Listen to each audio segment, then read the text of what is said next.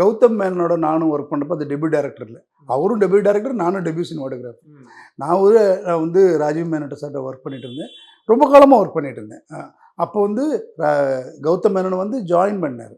ஒரு ஃபீச்சர் ஃபிலிமில் வந்து ஜாயின் பண்ணார். நான் வந்து ஆட் ஃபிலிமில் உங்களுக்கு தெரியும், ஸ்கிரிப்ட் வந்ததுலேருந்து லொக்கேஷன் பார்க்குறதுலேருந்து ஷார்ட் டிவிஷன்லேருந்து காஸ்டிங் பிளான் பண்ணுறதுலேருந்து எல்லாமே ராஜீவ் மேனன் சார்கிட்ட வந்து டைரக்டரோடாகவும் சினிமாட்டோகிராஃபியாகவும் ஏஸ்தட்டிக்கலாகவும் எல்லாமே ஒர்க் பண்ணுற ஒரு டைரக்டர் தான் அவர். அங்கே வந்து கௌதம் மேனன் வந்து சேர்ந்தார். மின்சார கனவில் வந்து சேர்ந்தார். மின்சார கனவு வந்து ஃபஸ்ட்டு ஃபிலிம் ஒர்க் பண்ணுறப்போ மின்சார கனவு படம் முடிகிறப்பே அவர் சொன்னார், ஒரு ஐடியா இருக்குது, அது கேட்குறீங்களான்னு. இது ஏன் என்கிட்ட சொல்கிறேன்னு தெரியல, என்னோட ஒர்க் பண்ணது தானே, ஏன் அந்த ஐடியா இல்லை, நீங்கள் கேளுங்க, நீங்கள் கரெக்டாக சொல்கிறீங்க, நான் பார்த்துட்டே இருக்கேன் அப்படின்னு. அது ராஜிவ்டே சொல்லுவேன், சார் இது ஒர்க் ஆகாதுன்னு நினைக்கிறேன். அப்படியா? அப்படி திரும்பி படிப்பார், அதை ஒர்க் பண்ணுவார்.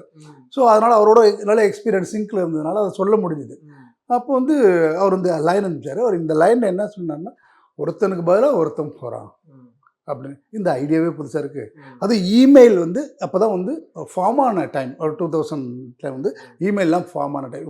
ஒருத்தனுக்கு வர இமெயில் வந்து இன்னொருத்தனுக்கு போயிடுது, சின்ன ஸ்பெல்லிங் மிஸ்டேக்கில். அதை பார்த்துட்டு அந்த பொண்ணு ரியாக்ட் பண்ணுறா, புதுசாக இருக்குது, நீ வந்து இன்ட்ரெஸ்டிங்காக தான் ஐடியா இருக்குது, நீங்கள் எழுதிடு அப்படின்னா. ஒரு ஒரு 20 டேஸில் அவர் ஃபுல் ஸ்கிரிப்ட் எழுதிட்டேன் சார். அவர் வந்து அந்த ஸ்கிரிப்ட் அனுப்பிச்சார். ஃபுல்லாக படித்தேன். நான் படிச்சுட்டு பியூட்டிஃபுல்லாக இருக்குது, யார் ஹீரோ அப்படின்னு நான் கேட்டேன். இதுமாரி இவர் மணி சார் ஒருத்தர் பண்ணியிருக்க ஒரு ஹீரோவை இன்ட்ரடியூஸ் பண்ணியிருக்காரு, அவரை நம்ம வச்சுக்கலாம், மேடி மாதவன் சொல்லுவாங்க அப்படின்னு சொன்னாங்க.